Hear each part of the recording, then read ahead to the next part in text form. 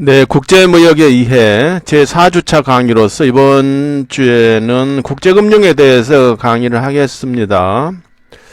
국제금융이라고 한다면 그 국가와 국가 간에 이루어지는 자금의 유통이죠. 그러니까 자금이 그러니까 그 뭐 달러도 좋고 뭐 유로도 좋고 이런 돈들이 그 국가 내에서 어느 나라 내에서 하는 게 아니고 다른 나라와 사이에서 이렇게 자금이 거래되는, 유통되는 것을 국제금융이라고 이렇게 정의를 할 수가 있겠습니다. 자, 그런데 이 국제금융은 이 무역학을 공부하는 데 있어서 아주 핵심적인 부분 중에 하나죠. 왜냐하면 무역을 하는 이유가 뭐 돈을 벌기 위해서 그러지 않습니까? 외국과의 거래에 있어서 그 돈을 벌기 위해서 하는 건데, 그 돈을 벌려면 결국은 무역의 대금이나 모든 외국과의 거래의 대금은 국제금융 시스템을 통해서 거래가 되어야 하죠. 물론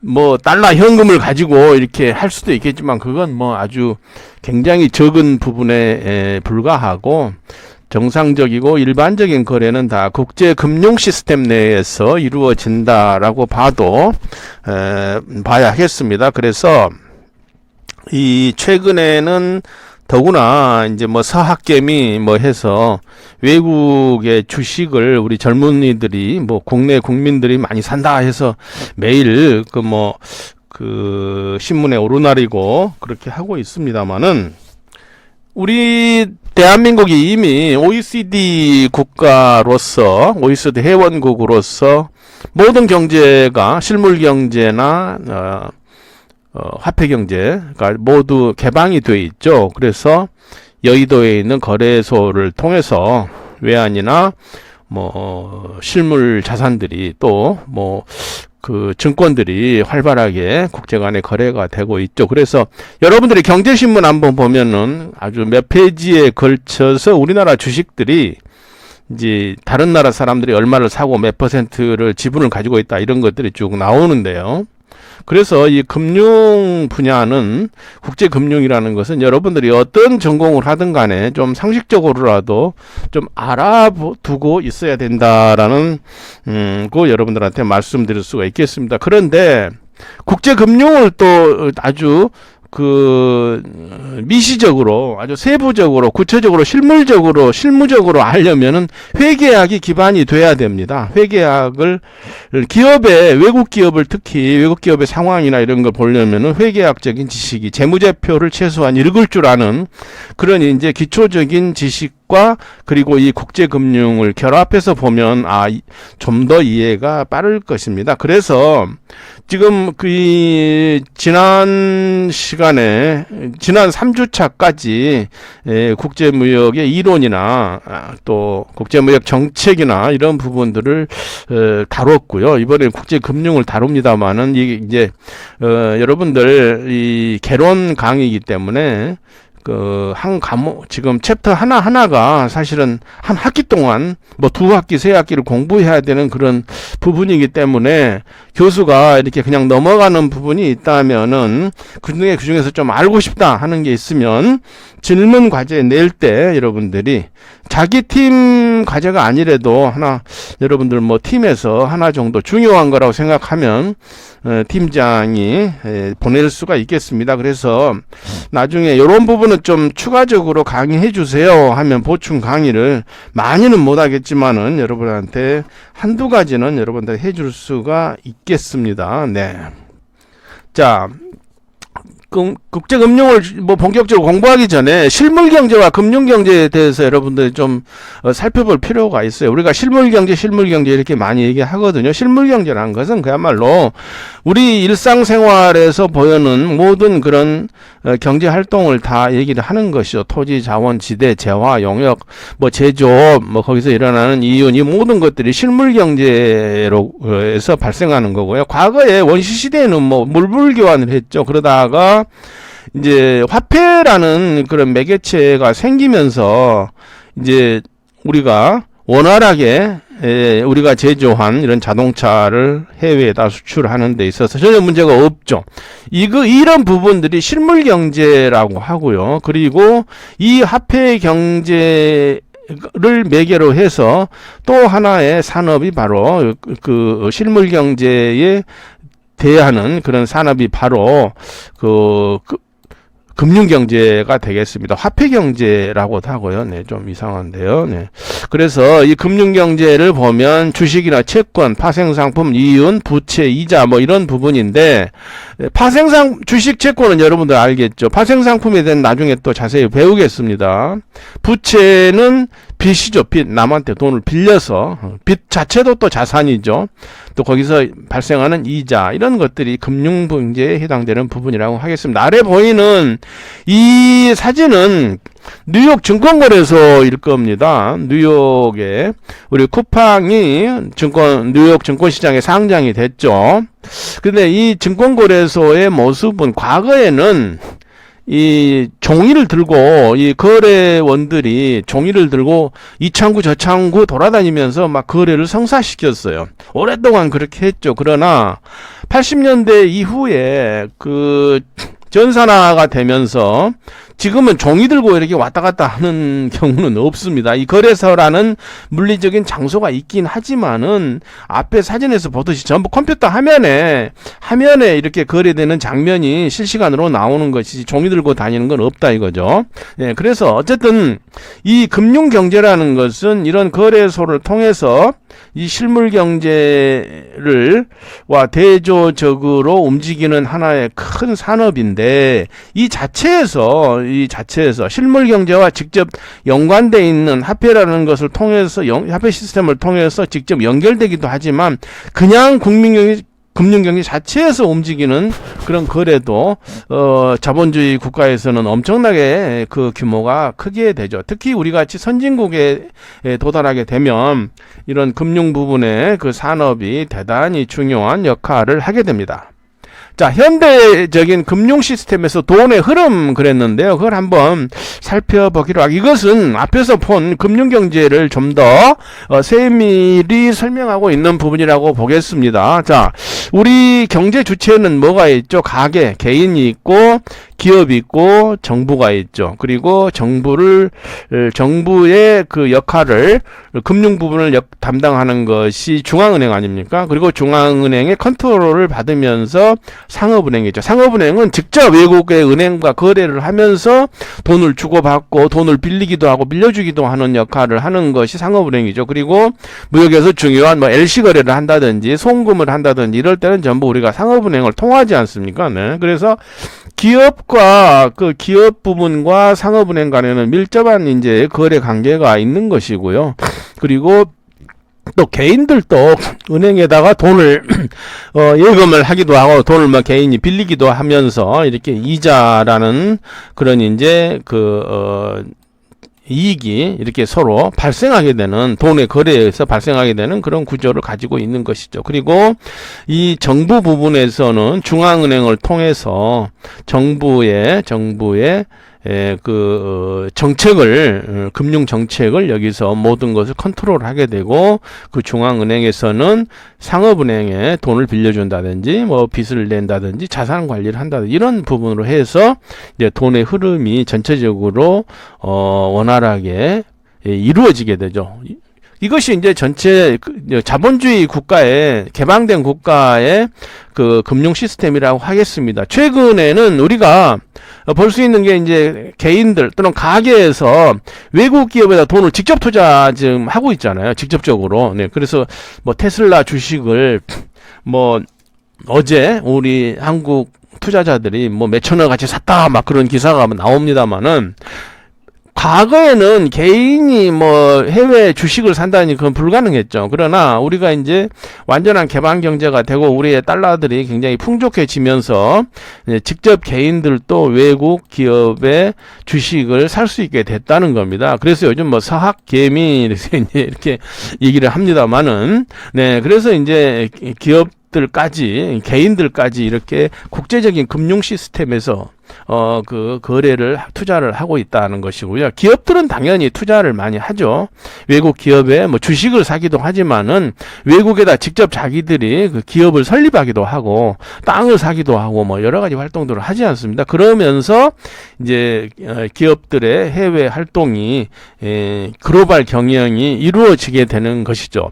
이 부분에 대해서도 이제 나중에 우리가 더 공부를 하게 될 것입니다. 자, 그래서 이러한 기업이 활동을 하는 데 있어서는 기본적으로 그 외국 돈을 이제 가지고 벌어와야 되잖아요. 돈을 벌어와야 되고 또 물건을 사기 위해서 외국 돈을 주고, 왜냐하면 우리나라 돈은 소위 뒤에서 배우는 기축통화가 아니기 때문에 달러나 유로화를 통해서 우리가 외환거래 대금 결제를 해야 되는 것이죠. 그러다 보니까 환 리스크라는 문제가 생겨. 위험이 있다 이거죠. 위험이 왜 생기느냐, 내가 예를 들어서 이런 거죠.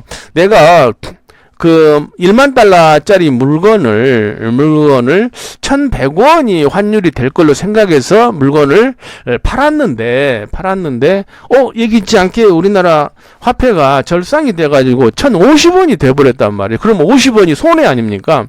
그런데 뭐 10,000달러 할 때는 50만 원만 손해를 보지만은 그 거래가 만약에 100만 달러였다고 한번 해보십시오. 그러면 엄청나죠. 점점점 5천만 원이 되는 거, 1억 달러로 한다면 50억 원이 돼버리거든요. 그러면은 웬만한 중견기업 정도면 인건비 거기서 손실이 만약에 50원이 났다 그러면 어떻게 1년치 직원들 월급에 해당되는 금액이 환차손이 발생하게 되는 그런 결과를 초래하게 되죠. 반대로 있을 수가 있죠. 뭐 오히려 이제 그 돈을 더 환차이익이 발생할 수도 있는데, 뭐 기업에서 환 리스크라고 한다면 그 뭐 환차 이익을 보기도 하지만은 돈을 적어도 손실은 안 봐야 된다는 얘기죠. 손해는 안 봐야 된다. 거래에서 손해를 안 보든가, 아니면 가지고 있는 투자 자산이 아니면 대외 자산이 손실을 발생하지는 않아야 된다. 그걸 방지하기 위한 활동을 환 리스크 관리 또는 환 리스크 해지라고 이렇게 우리가 부르고 있습니다. 그 정도로 국제 금융의 서론을 좀 마치고요. 자, 첫 번째로 외환시장에 대해서 공부하겠습니다. 외환이라 한다면은 foreign exchange라고 하죠. FX라고도 하고요. 그래서 외환이란 건 국가 간의 채권과 채무를 이행하기 위한 결제 수단이죠. 그래서 국가 간의 거래를 원활하게 하려면 뭐가 있어야 되죠? 외국환, 그냥 줄여서 외환이라고 합니다. 외환. 그래서 외환은 어떻게 그려야 되죠? 아까 얘기했죠. 앞에서 봤던 상업은행과 외국의 은행을 통해서 이렇게 거래야 되죠. 상업은행 중에서, 상업은행이란 게 뭐죠? 그 은행에서 은행에서 고객을 상대로 그 은행 업무를 하는 데를 이제 상업은행이라고 하잖아요. 근데 그 상업은행 중에는 외국환 은행, 외환을 거래하는 은행을 외국환 은행이라고 해요. 이걸 통해서 이제 외환이 거래가 되는 것이죠. 외환의 필요성, 당연히 뭐 재화와 용역은 국제적이지만 통화는 다 다르기 때문에, 그렇죠. 통화가 전부 다르잖아요. 우리 대한민국 화폐가는 소위 기축통화가 아니기 때문에, 국제적인 통화는 아직까지 아니기 때문에 그 적절한 그런 거래할 수 있는, 재화 용역을 거래하는데 결제할 수 있는 수단을 가져야 되기 때문에 그런 서로 국제적으로 통용되는 화폐가 있어야 되죠. 그래서 그런 적합한 형태의 통화로 바꿔서 거래를 해야 되기 때문에 이 외환이라는 게 굉장히 중요할 수밖에 없다는 겁니다. 외환이 있으면 뭐가 되죠? 외환이 거래되는 시장을 외환시장이라고 합니다. FX 마켓이라고 하죠. Foreign Exchange Market. 외환의 거래가 이루어지는 모든 장소를 외환시장이라고 하는데, 외환시장은 앞에서 봤던 비슷한 그림이 있죠. 외환 거래소가 있고요. 거래소. 뭐 거기서는 이제 딜러들이 이렇게 컴퓨터를 보면서 외환 거래를 하고, 아닌데 이게 꼭 뭐 큰 이런 거래소뿐만 아니고 그냥 그 딜링 룸에서 이렇게 할 수도 있어요. 은행 같은데 딜링 룸이 있어가지고 거기에 딜러들이 그 외환을 사고 파는 그런 것도 할 수가 있고요.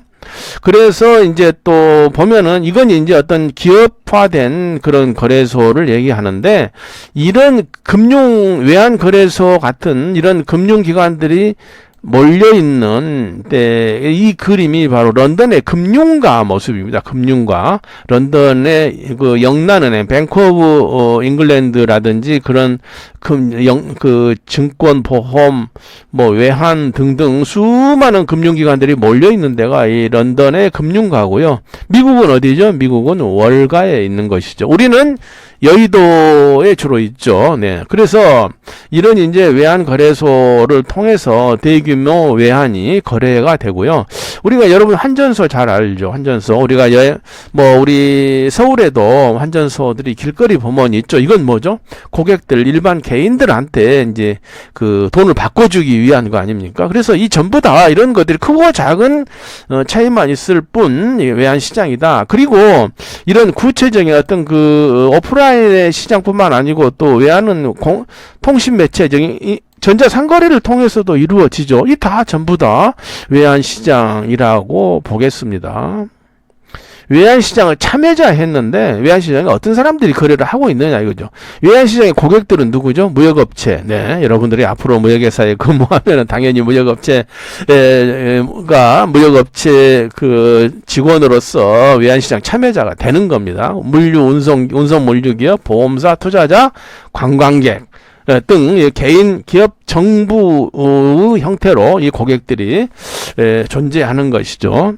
그런데 이 외환시장의 고객들은 두 가지로 좀 나눠볼 수 있어요. 실수요자, 그러니까는 무역업체가 내가 물건을 수입하기 위해서 달러가 필요하다. 실수요자죠.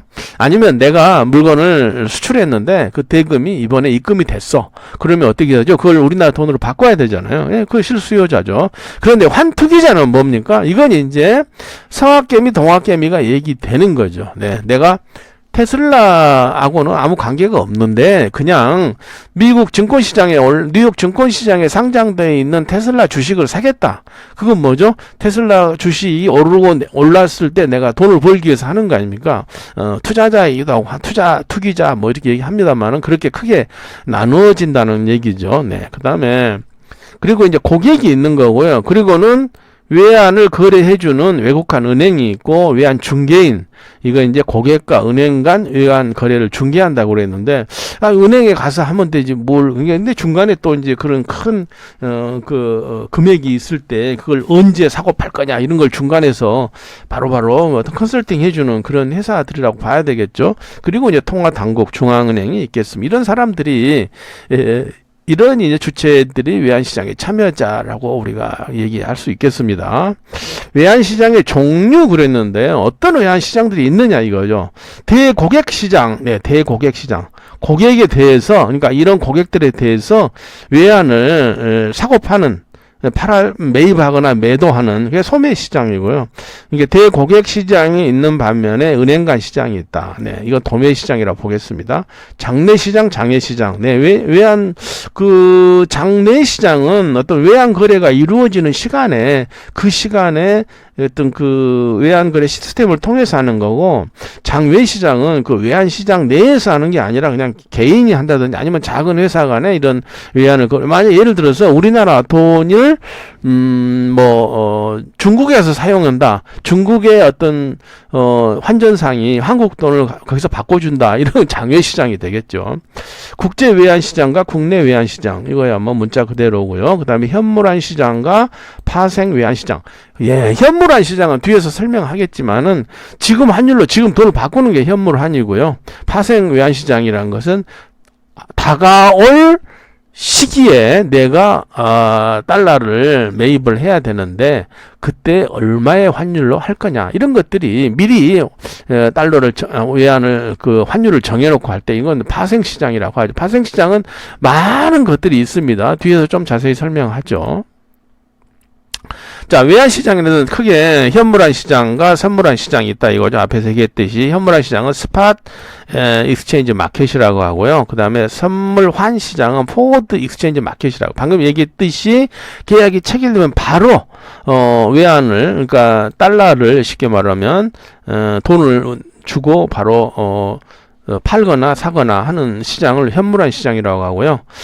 선물환 시장, 선물환 시장은 현재의 선물 환율로 환매매 계약을 체결하고 그 영업을 이후 특정한 만기일의 외환의 결제 및 인수 인도가 이루어지는 시장이다. 선물환 거래는 만기일 이전에 청산이 불가능하다. 이게 굉장히 특징입니다. 이게 뒤에 나올 그 선물 시장하고 선물환 시장은 다른 거예요.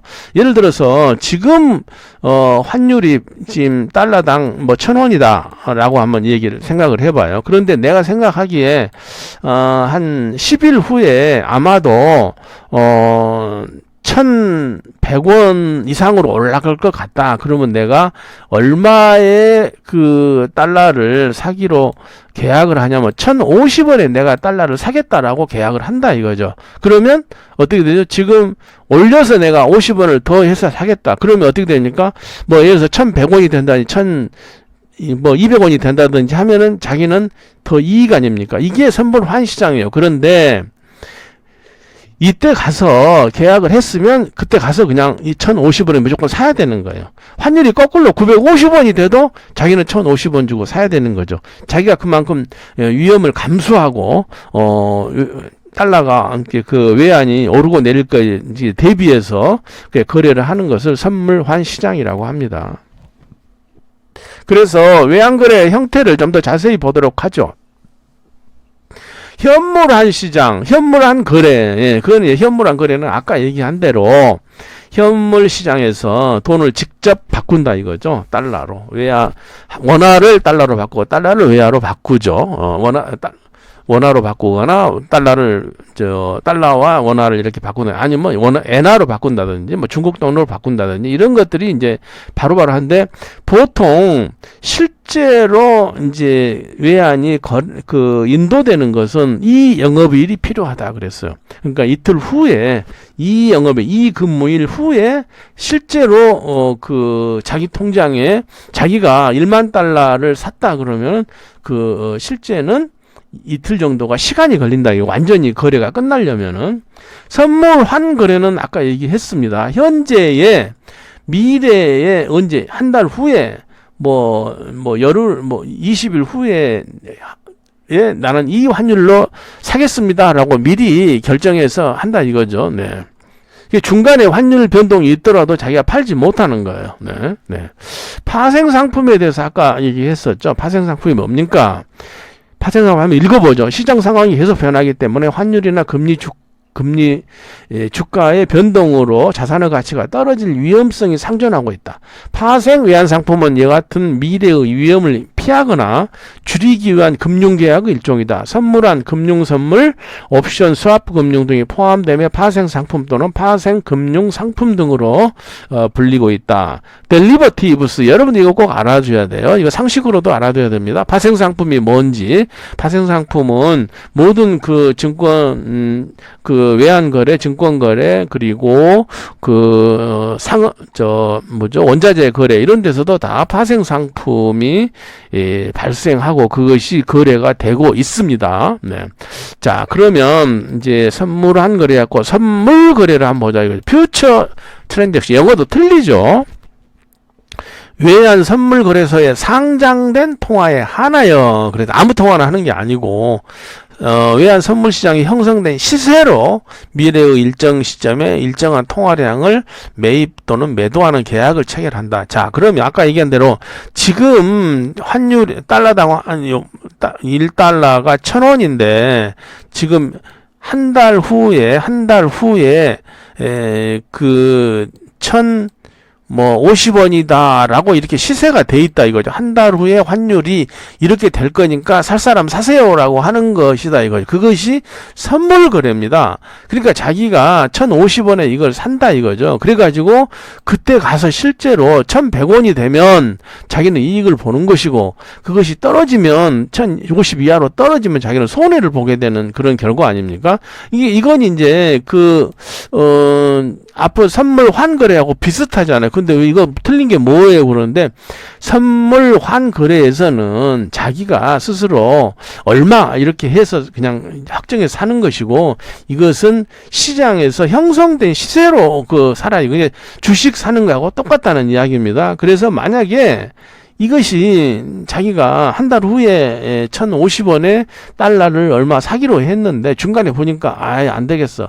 그리고 아무래도 1,050원까지는 못 가고 얼마 안 될 것 같아. 그러면은 지금 이제 1,010원에 오늘 시작했으면 점점 1,050원을 향해서 이렇게 갈 거 아닙니까? 그런데 나는 그까지 안 가고 이상하다, 가다가 이렇게 떨어질 것 같아. 그래서 여기서 그냥 얼마에 1,020원에 팔아버린다 이거죠. 네, 그렇게 팔 수가 있는 거예요. 네, 그래서 그걸 선물 거래라는 게 바로, 그런데 이제 그렇죠. 여기서 그걸 1,020원이라도 팔 수 있어야 되는데, 그게 아니고 여기까지 가기도 전에 10원으로 떨어졌다, 안 올라갔다든지, 아니면 자기는 1,020원에 팔았는데 실제 한 달 후에는 1,100원이 되어버렸어요. 뭐 증권이 주식이 오르거나 내려서 돈을 벌거나 떨어지는 거나 똑같은 그런 결과를 초래하는 것이죠. 네. 세 번째, 옵션 거래 있습니다. 네, 선물 거래 받고 옵션 거래, 일정한 옵션 프리미엄을 대가로 그렇죠. 어떤 옵션 프리미엄을 대가로 약정한 환율로 외환을 일정 기간 내에 매매할 수 있는 권리다. 그겁니다. 옵션을 가지고, 그러니까 뭐 어떤 이 외환을 사면은 어떤 다른 혜택을 준다. 그런 거란 얘기죠. 수합 거래, 거래 방향이 서로 반대인 현물환 거래와 선물환 거래, 선물환 거래와 다른 선물환 거래를 동시에 실행하는 일종 환 포지션 커버 거래를 말한다 그랬어요. 그러니까 이런 겁니다. 지금 현재에서 이렇게 거래가 이루어질 수도 있고, 내가 할 때 이렇게 어떤 거래는 또 선물 거래하고 이렇게 두 개가 있잖아요. 그러면 이것을 주고받으면서 이렇게 거래를 한다 이거죠. 왜 그럼 이런 거래를 합니까? 라는 그런 질문을 할 수가 있잖아요. 왜 그러겠어요? 내가 아까 여기서 봤듯이 내가 뭐 한 달 후에 뭐 어떤 외환을 사기로 했는데 아무리 봐도 별로 마음에 안 들어. 그러면 이게 지금 그냥 이렇게 다른 사람하고 비슷한 그런 거 하고 팔아버려야 되겠다. 그런 사람이 있을 거 아닙니까? 어떤 사람은 나중에 지금 사고 싶은데 그게 아니고 다른 걸로 사고 싶고, 미래에 있는 걸로 사고 싶고 지금 사려고 했는데, 미래에 이렇게 선물한으로 사려고 했던 사람은 아니야, 지금 거래를 해버리고 싶어. 이랬을 때 어떤 서로 바꿔가지고 스와프 거래를 한다라는 것이죠. 자, 파생상품 거래 실패 사례, 우리나라 사례를 지금 하나 보겠습니다. 여러분들이 이 파생상품에 대한 이해를 조금 돕기 위해서 하는 거예요. 원화의 달러에 대한 환율 하락의 위험에 대비하기 위하여, 환율 하락이 뭡니까? 환율이 하락이, 원화에 대한 달러 환율 하락이면 우리나라 원화가 강세가 될 거라고 생각한다 이거죠. 위험에 대비하기 위해서 한국 기업들이 은행이 판매한 키코 파생 상품을 계약을 한 거예요. 그러니까 내가 한 달 후에 어떤 수입 대금을 지불해야 되는데 지금 환율로 이걸 달러를 사면 원화를 더 많이 내야 되는데, 키코로 하면은 좀 더 싸게 그걸 계약을 할 수가 있는 거예요. 한 달 후 할 걸. 그런데 어떻게 되겠습니까? 오히려 지금 이게 떨어질 줄 알았는데 환율이 올라버리면 어떻게 됩니까? 그만큼 엄청난 손해를 입어버리게 되죠. 그런 사례가 바로 키코 사태라는 겁니다. 그리고 두 번째는 2019년에 영국, 독일의 금리와 연계한 파생 결합 증권에 투자한 은행 고객들이 금리 하락으로 큰 손실을 입었다 그랬습니다. 이건 또 뭐냐면은 영국이나 독일의 그러니까 금융자산에 투자를 하면 어떻게 돼요? 그 이자율이 나올 거 아닙니까? 이자가. 그런데 이자가 나올 걸로 생각을 했는데, 이게 증권을 샀는데 금리가 내려가 버렸다 이거죠. 그럼 어떻게 돼요? 오히려 거꾸로 돈을 손해봐 버리죠. 그 시점에 가서. 그런 것들, 그런 사태들이 있어서 굉장히 사회적으로 문제가 되고, 키코 사태 같은 경우는 기업들이 손해를 보니까 이걸 소송을 제기해가지고 지금 결국은 그렇게 많은 보상을 받지는 못했을 거예요. 네. 그런 게 있죠. 그리고 파생, DLF인데, 델리버티브, 이건 아까 파생 상품이라고 했죠. 링크드 세큐리티즈. 그러니까, 복잡한 이야기인데, 이제 위에 이걸 설명하기 위해서 한 건데요. 그냥, 영국이나 독일 금리와, 그러니까, 국가가 정한 금리와 정권을 서로 연결시켜서 만든 그런 투자 상품이었는데 거기서 손실을 입었다라는 것이죠. 하나 더 보겠습니다. 작년도 얘기예요. 작년에 이제 지난해 코로나 사태가 되면서 국제 유가가 어마어마하게 떨어진 적이 있습니다. 그걸 ETF라고 그래요. ETF라는 그런 이제 상품에, ETF는 인덱스 펀드라는데, ETF는 여러 가지 ETF 종류가 있는데, 그 중에서도, 그러니까 ETF 먼저 설명하면, 인덱스 펀드를 거래소에 상장시켜 투자자들이 주식처럼 편리하게 거래할 수 있도록 만든 상품. 이건 무슨 얘기냐면, 원유 선물 ETF다 한다면, 원유 전체 국제 유가가 이렇게 오르락내리락 할 거 아닙니까? 그러면 이 유가가 앞으로 올라갈 것이다, 내려갈 것이다, 이거에 예상해서 이거에 따라서 투자를 한 파생 상품 투자를 한다 이거죠. 그런데 일반적으로 우리가 예상하기에 어떻습니까? 원유라는 것은 특히 여름이 되면 올라가잖아요. 에너지, 많이 이제 에어컨도 해야 되고, 공장도 많이 돌려야 되니까, 그러니까 유가가 올라갈 거다. 이렇게 생각하고, 이 원유 ETF 펀드에다가 투자한 사람들이 많이 있었어요. 그런데 어떤 사태가 됐습니까? 2020년 1월에 약 $70, 배럴당 $70 했던 유가가 $13? 이거 말이 안 되죠. 그리고 심지어 마이너스 유가까지 나왔어요. 그러니까 거꾸로 이게 말이 안 되는 그런 가격까지 폭락한 적이 있죠. 왜 그랬죠? 코로나 사태로 인해 가지고 각국이 움직이지를 않으니까 일시적으로 원유를 생산을 해 놨는데 이게 사가지를 않는 거예요. 그럼 어떻게 됩니까?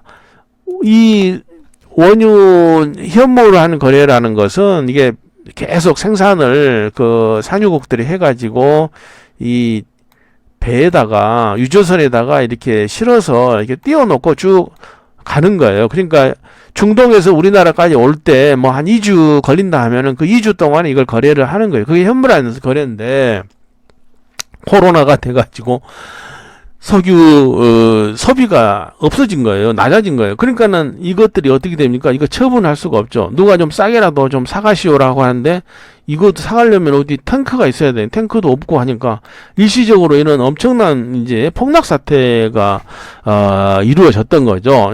나타났던 거죠. 그래서 신문에 보면 4월 22일 날 이런 사태가 벌어졌다는 겁니다. 미국 원유 ETF 하루 만에 25%가 급락했다. 그래서 굉장히 위험하다 해가지고 상당히 그때